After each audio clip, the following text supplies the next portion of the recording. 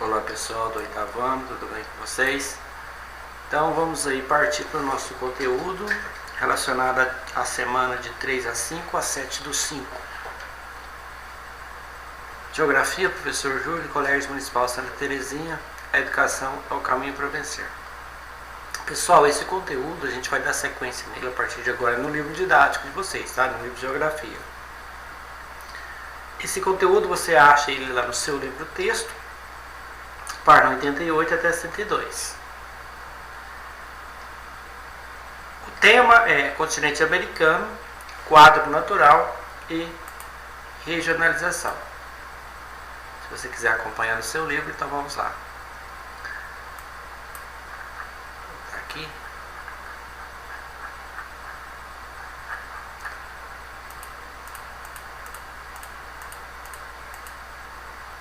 Quadro natural e regionalização. Esse aqui é o continente americano, gente, tá bom? Com a área de 42.209.248 km²,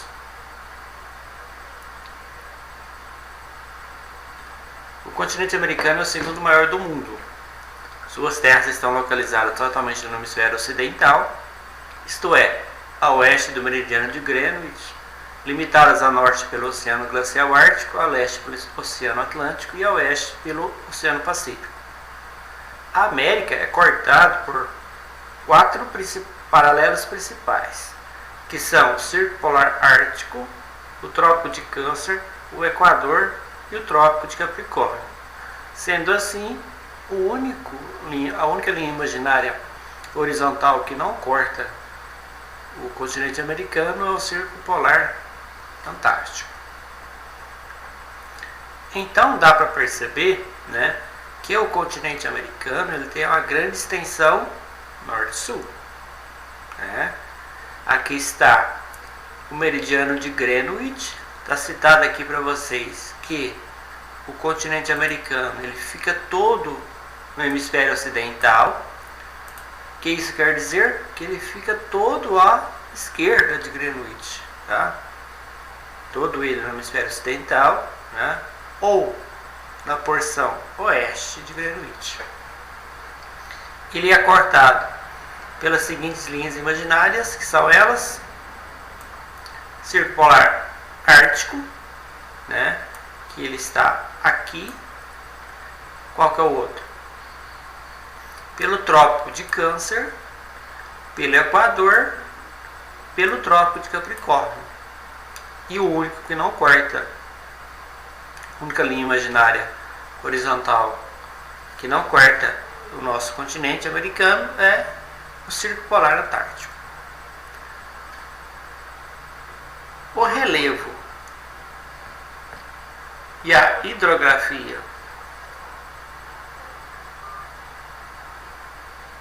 foram fatores muito importantes no processo de ocupação no continente americano e exercem grande influência na distribuição atual da população. Tá? Então, o que contribuiu para, né, o processo das pessoas virem morar ou ocupar o continente americano foram dois processos, duas coisas que influenciaram, foram citadas muito importantes, tá? Que foram o relevo e a hidrografia. Relevo. Na América destacam-se 4 grandes conjuntos de relevo que se distinguem um do outro pela altitude. Pessoal, tá lembrado o que é altitude? Geografia lá do 6º ano. A altitude, o que seria mesmo essa altitude? A altitude é, né, a medida do nível do mar até o ponto extremo que você quer medir, né? Diferente da altura, que é da base ao ponto extremo, já a altitude é do nível do mar ao ponto extremo. Quais as formas de relevo se destacam? As altas cordilheiras do oeste. Cordilheira, você sabe que é uma sequência de serras. As planícies centrais. As depressões do centro e os planaltos e as montanhas antigos desgastados do leste. Então eu tenho 4 tipos, né? 4. Altas, as cordilheiras, as planícies, as depressões, os planaltos e as montanhas, né?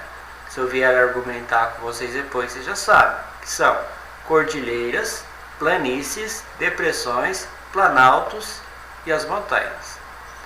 Na costa oeste do continente, banhado pelo Oceano Pacífico, predominam formações montanhosas jovens, ou seja, de idade geológica recente. Lembrando a vocês que idade geológica, né, é um tempo considerável, né? Predominam formações montanhosas jovens, ou seja, de idade geológica recente. Essas cadeias de montanhas se estendem por cerca de 15 mil quilômetros, desde o Alasca até o extremo do Chile, recebendo diferentes denominações locais. Montanhas rochosas no Canadá e nos Estados Unidos, Serra Madre no México e Cordilheira dos Andes na América do Sul. Mas é uma cadeia de montanhas só, né? Depende da localidade, elas recebem nomes diferentes, né? Montanhas rochosas no Canadá e Estados Unidos, Serra Madre no México, Cordilheira dos Andes na América do Sul. Essas montanhas apresentam grandes altitudes. Suas acentuadas declividades e o frio intenso inibem a ocupação humana, né? Pessoal, quando eu falo em continente americano, né, eu falei das linhas imaginárias aqui, ó. Consequentemente, eu vou ter vários tipos climáticos, né? Aqui eu tenho o clima glacial, aqui eu tenho o clima temperado, aqui o clima tropical, outro clima temperado, né? Lembrando que nessas áreas de clima ártico e clima temperado, há a formação de gelo, né? Principalmente nas altas montanhas, né? Sendo essas montanhas de altitude muito elevadas, né, fica com gelo constante, né? E obviamente, né, a ocupação humana ali é imprópria, né, inibida por causa da questão do frio. Tanto na costa do Atlântico quanto na costa do Pacífico existem as chamadas planícies litorâneas ou costeiras, formadas pela deposição de sedimentos marinhos e fluviais. Então a planície é uma área plana, né? Essas planícies costeiras foram formadas pela deposição, né, de sedimentos marinhos e fluviais. Lembrando que fluvial, tá, é dos rios, leitos de água. Na costa leste elas são estreitas, enquanto na costa leste costumam ser mais amplas.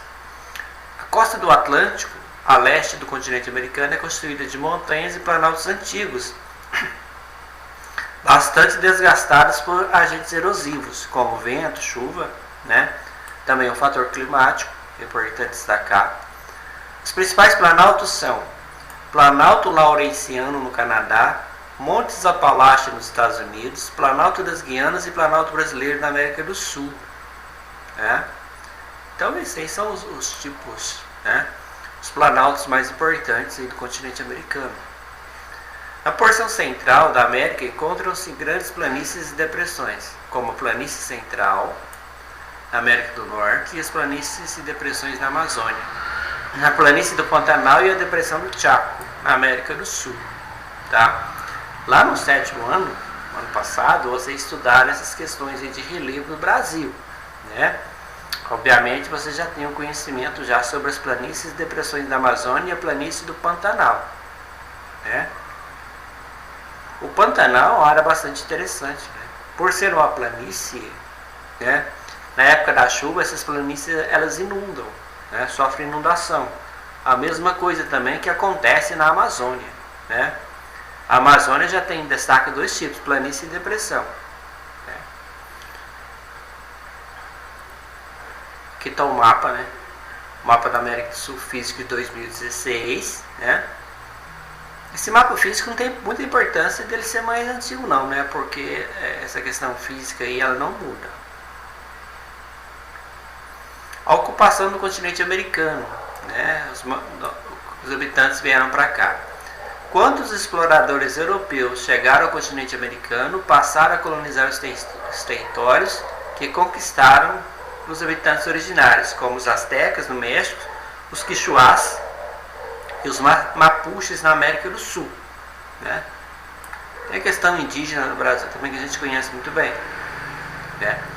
Lembrando que Europa, Ásia e África, velho mundo, foram as primeiras porções de terra que foram povoadas, né?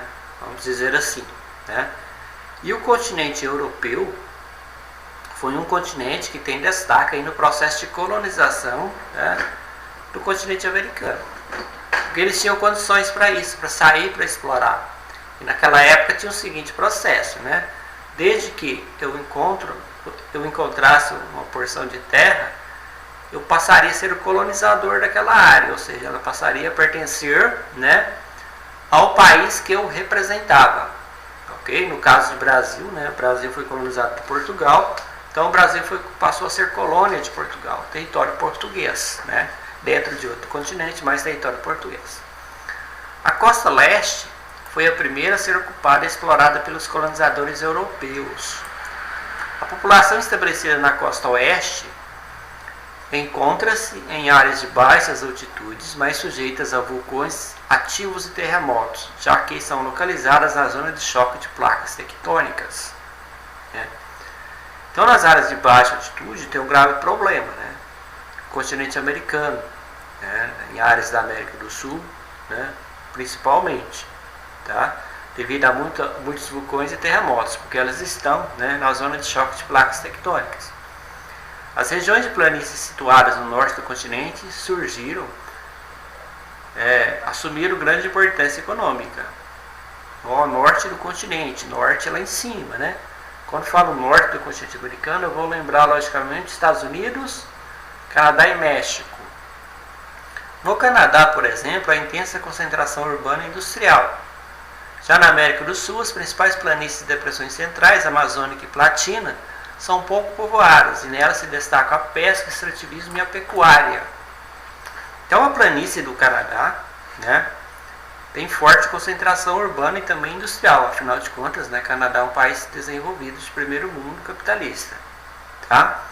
Já nas planícies da América do Sul, né, citando duas aí, na América do Sul e na América Central, a planície amazônica e platina.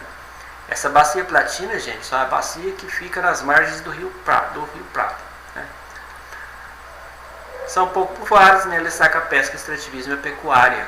Né? Também, né, país subdesenvolvido, consequentemente, atividades ligadas ao setor primário. Vamos partir para a hidrografia, a questão dos rios. Muitos rios americanos nascem nas áreas montanhosas do oeste e desembocam no litoral atlântico. Os cursos dos rios do continente americano podem ser agrupados segundo o trecho da costa onde desembocam. Podem ser do Ártico, do Pacífico, do Golfo do México e do Atlântico. Então, logicamente, né, existe no próprio planeta Terra, existe a forma de relevo dele, do planeta, está bem estabelecido de forma que todas as águas que existem, né, corram para os oceanos. Né? Essas áreas de água que tem perto de você e onde você mora, onde nós moramos, o final dela vai ser o Oceano Atlântico, né? Elas têm a tendência de ir. É um córrego que vai se juntar a um rio que se junta a um rio maior, né? Corre o ribeirão, um rio, esses rios se juntam, vai formando um rio maior, né? Nós, por exemplo, pertencendo à bacia do Paraná, né? E finalmente deságua no Oceano Atlântico. Podem-se observar conjunto de bacias hidrográficas cujos rios para um mesmo trecho na margem litorânea, que pode ser no oceano ou mar. Alguns dos principais cursos de água que percorrem longos trechos do continente até sua foz, destacando-se o rio Amazonas, que está aqui no Brasil, né? Não é só brasileiro, o Amazonas, porém é uma das maiores bacias hidrográficas do planeta, a bacia do rio Amazonas, cuja nascente se localiza nos Andes, próximo à costa pacífica. Na planície central dos Estados Unidos, há um sistema hidroviário englobando os rios Mississippi e Missouri. Esse sistema é muito importante para o transporte de mercadorias no país, né? Então, já que é um rio de Planalto, né, os americanos aproveitam, né, o rio Mississippi e Missouri para fazer transporte hidroviário, né? Transporte hidroviário é um dos transportes mais baratos que existem. Aqui tem uma fotografia aérea do rio Amazonas no Peru, de 2016. Né? Olha para você ver que interessante. Como é um rio de planalto, ele tem várias curvaturas, tá vendo? Aqui ele formou um meandro. O que é meandro? Por exemplo, esse rio passava aqui. Aí essa parte deixou de correr água do rio e passou para cá, né? Aqui, obviamente, futuramente pode formar outro meandro e aqui outro, né? Isso é característica de rio de planalto, né? Rio que corre muito devagar. Já o rio de planície não tem essa questão, né? Porque eles são rios acelerados, né? Rios de corredeiro. Clima. O clima do continente americano apresenta grande variedade climática, conforme pode ser observado no mapa a seguir. Como eu falei para vocês, sistema na própria localização, né? Aí foi destacado aqui para vocês o tanto de tipo climático. Clima equatorial, tropical, subtropical, desértico, semiárido, mediterrâneo, temperado, frio, polar e frio de montanha. Pessoal, vocês estudaram isso também, sabem que para se caracterizar o clima de uma região, tá? Eu tenho que fazer um estudo prolongado de aproximadamente 20 anos das variações do tempo naquele local para eu estabelecer o tipo climático. Então vai uns 20 anos para estabelecer essa questão do tipo climático, né? Ele muda? Basicamente não. Clima equatorial. Como é que ele se caracteriza? Clima quente e úmido, característico das áreas próximas à linha do Equador. Apresenta alta pluviosidade e chuvas distribuídas regularmente por todos os meses do ano. Então o clima equatorial ele está próximo à linha do Equador, tá? Aqui nessa região apresenta alta pluviosidade. O que é pluviosidade? É o índice de chuva, tá? E é distribuído regularmente por todos os meses do ano. É uma característica do clima equatorial, né? Clima tropical. Apresenta temperatura média anual superior a 18 graus Celsius, chuvas concentradas no verão e inverno seco, influenciadas pela massa de ar úmidas vindas do oceano. Então esse é o nosso tipo climático aqui da região centro-oeste, né? Temperatura variando anual superior a 18 graus, chuvas mais no verão, né? Sendo que o inverno é seco, estamos entrando no período do inverno agora, você está vendo que a chuva começou a sumir, tá? E esse clima e essas chuvas são influenciadas pelas massas de ar úmidas vindas do oceano, né? Tem uma característica bastante interessante das chuvas da nossa região, né? Que são ocasionadas pelos rios voadores formados na Amazônia, por massas de ar, né? Que são empurradas por massas de ar vindas do Atlântico, do Oceano Atlântico. Vamos ver o clima subtropical. O clima subtropical é um tipo climático de transição entre as zonas temperadas, mais frias, e as tropicais, mais quentes, com invernos amenos para o continente e verões quentes. Registra temperatura média anual em torno de 18 graus Celsius e chuvas bem distribuídas durante todo o ano. O clima desértico. Suas principais características são a escassez de chuva, as altas temperaturas durante o dia, né? Superiores a 30 graus e extremo frio à noite. Então o clima do deserto tem essa característica, né? Muito quente ao dia, muito frio à noite. O semiárido geralmente é um tipo de climático de transição entre o clima desértico e temperado ou subtropical. Exceção ocorre no semiárido do Brasil, onde não há deserto. É um clima quente, com temperatura média anual superior a 25 graus Celsius, as chuvas são escassas e muito mal distribuídas. Semiárido é característica do sertão nordestino, né? Só que ele não é caracterizado como deserto, né? Mas a escassez de chuva é prolongada. Porém, no deserto a escassez de chuva é mais prolongada ainda, né? Ou basicamente não chove. Clima mediterrâneo ocorre em uma estreita faixa entre Califórnia. Ocorre em uma estreita faixa na Califórnia e outra no litoral do Chile. Suas principais características são invernos chuvosos e verões secos. Olha que interessante, tá? O clima tropical, tá? O que ele caracteriza? Chuva no verão e inverno seco. Já o clima mediterrâneo, o que ele tem? Inverno chuvoso e verão seco. Interessante. Clima temperado. Esse clima temperado, em geral nesse tipo de clima, o verão é quente e o inverno muito frio. As estações do ano são bem definidas, com chuvas concentradas no verão e na primavera. Aqui, ó, nas zonas temperadas, né? Aqui tem a zona temperada do norte, zona temperada do sul, tá? Nessas áreas aí de clima temperado, as 4 estações do ano são bem definidas, né? Primavera, verão, outono e inverno, tá? Onde o inverno é bem rigoroso, tá? Bem rigoroso as chuvas do inverno. O inverno é bem rigoroso, né? E a chuva se concentra no verão e na primavera. Clima frio, próprio das altas latitudes. Esse tipo de clima se caracteriza pelas temperaturas médias anuais muito baixas, abaixo de 10 graus Celsius no verão. Inverno longo e rigoroso durante a maior parte do ano. O solo fica coberto por neve. Se caracteriza de clima frio. Aqui tem outra coisa importante da geografia, aqui, ó, que é a latitude. Altitude, nível do mar ao ponto extremo. Latitude é a medida das linhas traçadas acima e abaixo do Equador. Quanto maior a latitude, menor a temperatura, né? Porque eu estou vindo de uma região quente para uma região fria. Clima polar caracteriza-se por uma temperatura média anual muito baixa, menos 10 graus Celsius. As precipitações ocorrem em forma de neve e o solo coberto de gelo e neve em todas as estações do ano. Acontece lá no Polo Norte e Polo Sul. Clima frio de montanha predomina no oeste do continente. As áreas mais elevadas de montanhas rochosas e a Cordilheira dos Andes.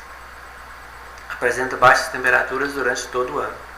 Porque essas altas montanhas, né, ela tem uma altitude muito alta. Quanto maior a altitude, menor a temperatura, né, e dependendo da localização dela, é mais frio ainda. Rios voadores. Sistema de nuvem da Amazônia e dos Andes. Gente, esses rios voadores são importantíssimos, né, para a distribuição de chuvas, especialmente no Brasil. Porque eu tenho a floresta amazônica. E uma das maiores, é a maior reserva florestal, a maior reserva tropical de floresta tropical do planeta. Então, né, se tem muita árvore, tem muita evaporação. Se tem muita evaporação, muita formação de nuvem. Tá? Então a formação de nuvens ali por cima da Amazônia, né, as nuvens são formadas ali e são carregadas para outras regiões, né? Ela vem lá da região norte para nossa aqui, que é a centro-oeste, chove aqui. Esses rios voadores são importantíssimos. Então aí é um ponto principal para pensar na destruição da floresta amazônica. Quanto mais se devasta a floresta amazônica, menos evaporação, né, e menos processo de distribuição de chuvas para outras regiões. O clima de diversos locais do mundo é influenciado por curso de água atmosféricos, popularmente conhecido como rios voadores. Trata-se de imensas massas de vapor de água decorrentes da evaporação dos oceanos nas faixas próximas às áreas quentes do planeta. Essas massas de umidade acompanhadas de nuvens são transportadas pela corrente de ar em alta velocidade por longa distância, precipitando em outras regiões distantes da área de origem. A América do Sul é influenciada pelo rio voador, que tem origem nas áreas equatoriais do Oceano Atlântico. Ao se deslocarem para o interior do continente, os rios voadores ganham força com a umidade que se evapora das áreas da floresta amazônica. Tá? Então as nuvens já vêm supercarregadas ali do Oceano Atlântico, né? Das áreas equatoriais do Oceano Atlântico. Quando essas nuvens estão passando sobre a Amazônia, se carregam mais ainda pelo processo da evaporação das plantas, né? Cientificamente conhecido como evapotranspiração. Estima-se que ele circule na atmosfera a uma altura de 2 km. Ao adentrar pela porção norte do continente sul-americano, encontra a Cordilheira dos Andes e, em decorrência da redução da pressão atmosférica, conforme aumenta a altitude do relevo, precipitam nas cabeceiras das bacias hidrográficas do rio Amazonas, retroalimentando o sistema de umidade da região. Então é importantíssimo esses rios voadores, né? Aqui está o gráfico do caminho dos rios voadores. Também provocam chuvas a grandes distâncias, como na bacia do Rio do Prata, que abrange a porção sul do Brasil, o norte da Argentina, o Uruguai e o Paraguai. São extremamente importantes para as produções agrícola e industrial e para o abastecimento de água das cidades. Aqui está o infográfico para você observar, né? Então as massas de ar vêm, né, das áreas equatoriais do Oceano Atlântico. Aqui estão elas, né? Sofre influência da transpiração da floresta amazônica, né? E essa chuva é distribuída, né, para o Brasil e também para outras regiões, para outros países. Comercialização da água e conflitos na América Latina, tá? Isso aqui é um texto complementar. Eu vou deixar para vocês fazerem uma leitura desse texto, né, para futuras conversas. Tem uma atividade proposta aqui. Vegetação. Pessoal, a vegetação, como você aprendeu nas geografias anteriores aí, o clima tem forte influência sobre a vegetação, você sabe, né? O tipo de característica de vegetação está ligado ao tipo climático. Alguns tipos de vegetação no continente americano sofreram grandes alterações e significativa redução de suas extensões originais em decorrência de ações humanas voltadas ao desenvolvimento econômico, como a derrubada da vegetação nativa para a construção de estradas, ferrovias, hidrelétricas para extrair os recursos da floresta, expandir as áreas agrícolas ou cidades. Então é a ação humana que já entrou em ação, né? Fez uma mudança nos aspectos da vegetação. Tá? Um exemplo é a floresta de coníferas, também conhecida como taiga, formação bastante homogênea que recobre toda boa parte do Canadá, cujos pinheiros são explorados para a produção de madeira e papel. Atualmente a atividade é acompanhada de reflorestamento das áreas anteriormente desmatadas, né? Então estão tirando, né, as áreas de coníferas, né? Ou taiga, por exemplo, que é a produção de pinheiros, né?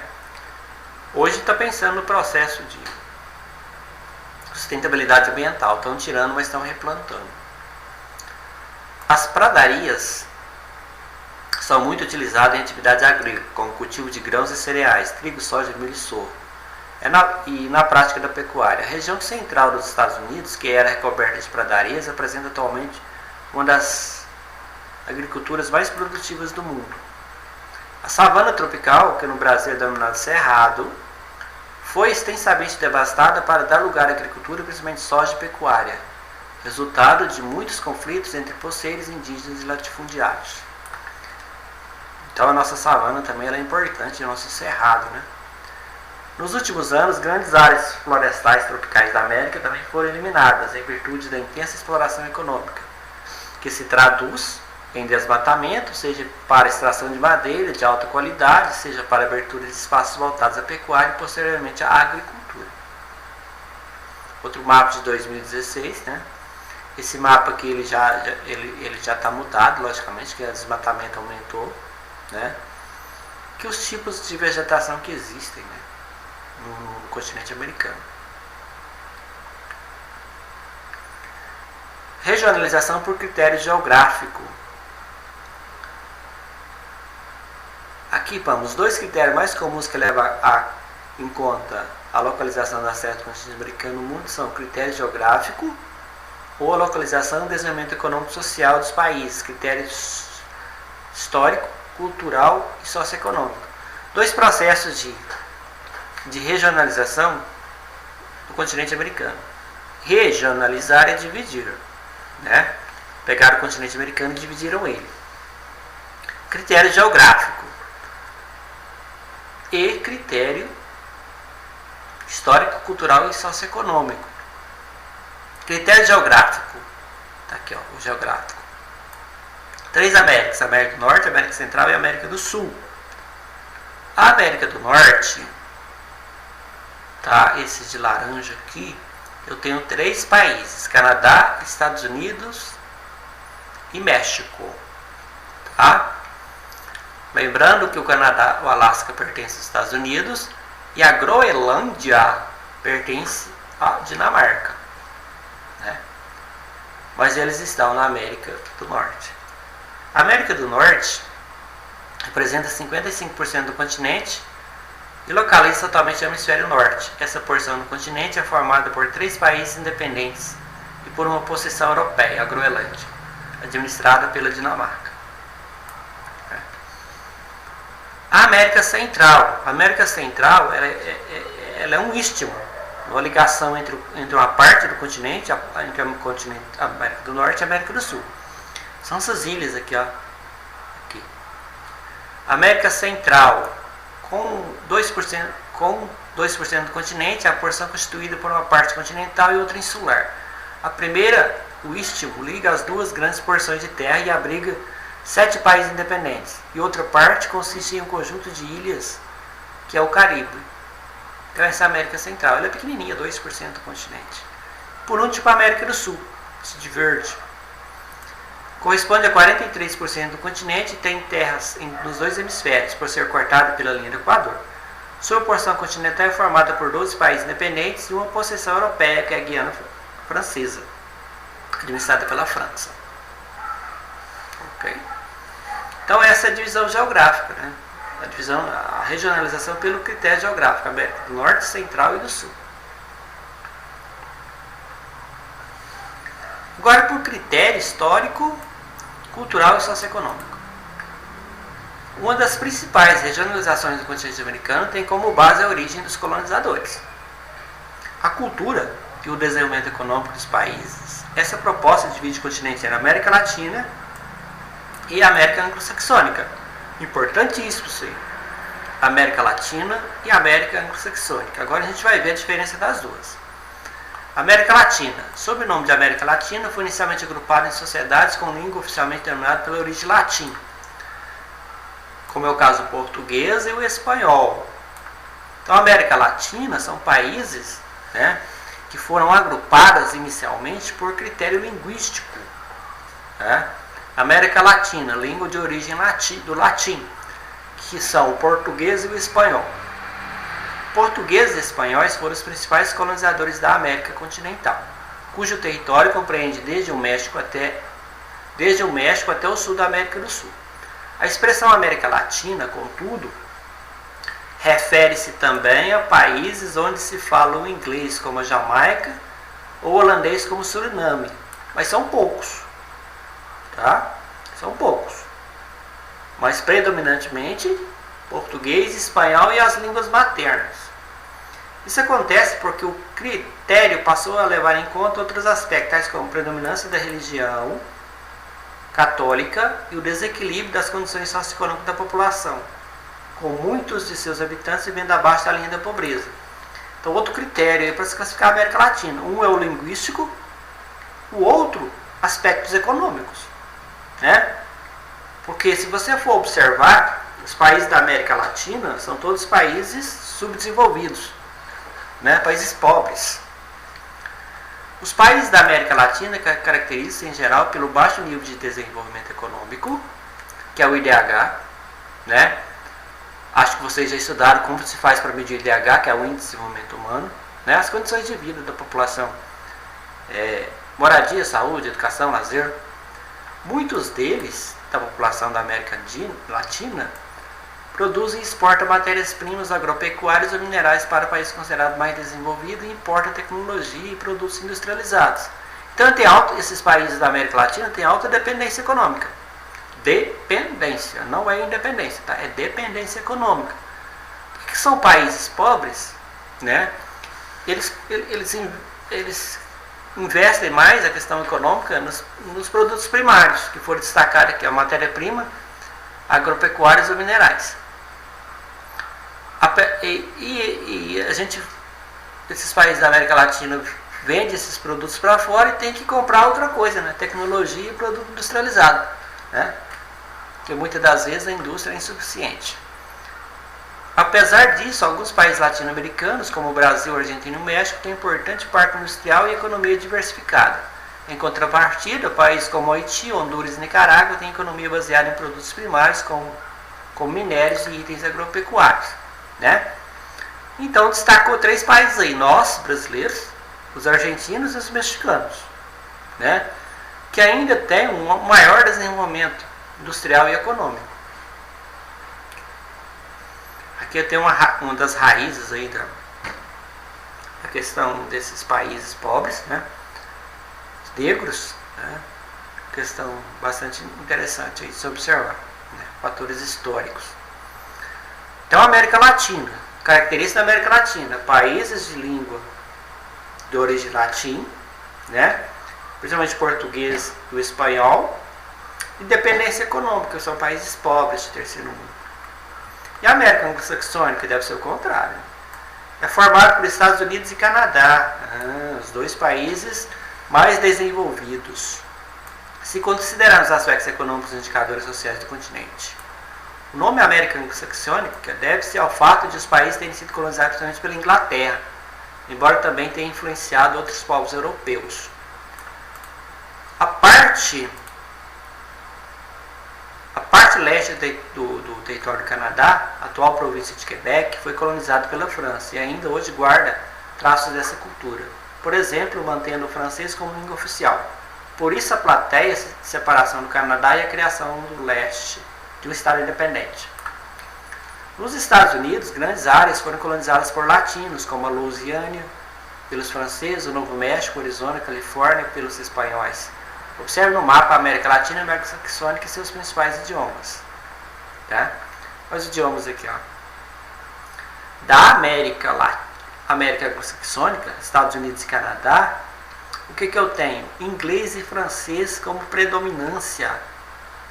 Lá aqui no Canadá. Já nos Estados Unidos, só o inglês. Tá? Então, essa é uma característica da América Anglo-Saxônica. Tá? É a América Anglo-Saxônica, país de língua, a língua francesa, o inglês, que é mais predominante. São países ricos, né? Países desenvolvidos, Canadá e México. Na América Anglo-Saxônica, prevalecem as colônias baseadas no trabalho familiar livre e assalariado na pequena e média propriedade, policultoras na produção voltada para o abastecimento do mercado interno. Os colonizadores ocupavam as terras com o objetivo de fixar residência e criar uma nova pátria. Então, os Estados Unidos foi colonizado pela Inglaterra. Inicialmente, quando os ingleses chegaram aqui, deram nome às terras de 13 colônias. E a tendência do rei da Inglaterra era tirar um pouco da população de lá, que eles estavam fazendo um processo de cercamento no país, e mandar para a colônia que eles haviam descoberto, né, as 13 colônias. E foram colonizados por um tipo característico, né, colonização de povoamento, ou seja, toda a riqueza que era produzida nas 13 colônias ficaram aqui, né?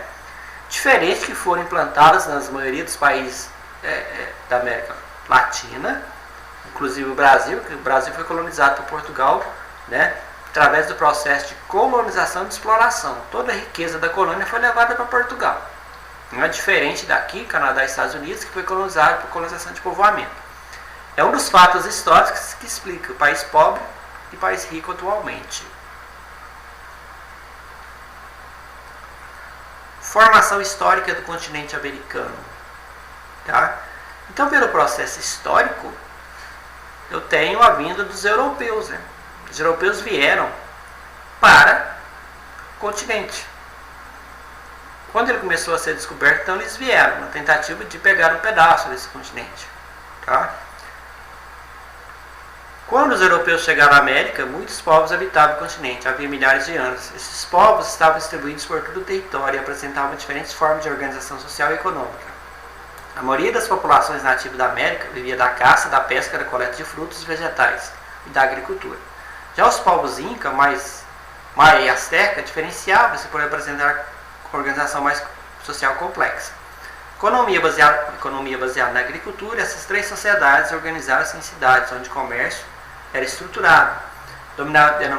Dominavam também conhecimento de arquitetura, matemática, astronomia e técnica de fundição de ouro e prata. Então eram povos primitivos que estavam aqui, né? Mas organizavam-se em sociedades, né? Aí destaca três, né? Inca, Maia e Azteca, que já tinham um desenvolvimento maior. A conquista do continente. A partir do século XVI, as potências europeias, principalmente Espanha, Portugal e Inglaterra, direcionaram suas conquistas territoriais para a América, com o objetivo de extrair recursos naturais. Muitas das populações aborígenes que viviam no continente foram exterminadas. tanto em decorrência da guerra pela posse da terra, como por doenças resultantes do contato com os conquistadores. Em várias áreas, os europeus submeteram os povos nativos à escravidão e os obrigaram a se integrar no sistema colonial. A aborígene é povo primitivo, no caso do Brasil, quando ele chega, Pedro Álvares Cabral chegou aqui na sua esquadra, ele viu que já tinha habitantes aqui, no caso os índios. A partilha da herança da América e a herança colonial. Então a América ela foi toda dividida, houve uma divisão. Olha aqui as áreas de domínio: espanhol, português, francês, inglês, holandês e dinamarquês. Então é interessante, por isso que há essa mistura de raças aqui no Brasil, como o caso do Brasil, por exemplo. Porque o Brasil é formado inicialmente por 3 raças: o branco, que é o português, o amarelo, que é o índio, e o preto, o negro, que é o escravo africano. Povos e culturas do continente americano. Existem inúmeras culturas aí, A questão dos povos indígenas, Infelizmente hoje o caso dos índios no Brasil está complicado, Está sobrando poucos índios aí querendo dominar o território indígena, A maioria deles perdendo sua cultura, Povos de origem europeia que vieram para o Brasil, no caso os portugueses, depois vieram outros. Povos de origem africana, que vieram para o Brasil na época da escravatura, para alguns outros países também do continente americano. Questão cultural, fala-se sobre influência cultural, Eu vou deixar isso aqui para vocês fazerem uma leitura, porque a cultura hoje, vivemos no mundo globalizado, a cultura hoje se esparramou pelo mundo afora, Alguns perderam a questão cultural, e outros ainda resgatam esse fator cultural, que é muito importante ser resgatado, e essencial também, Outro texto de apoio, depois vocês fazem a leitura, E eu propus para vocês algumas atividades que vão ser entregues para vocês, pela escola. Tá bom, pessoal? Então, espero que tenham gostado, entendido, e até a próxima.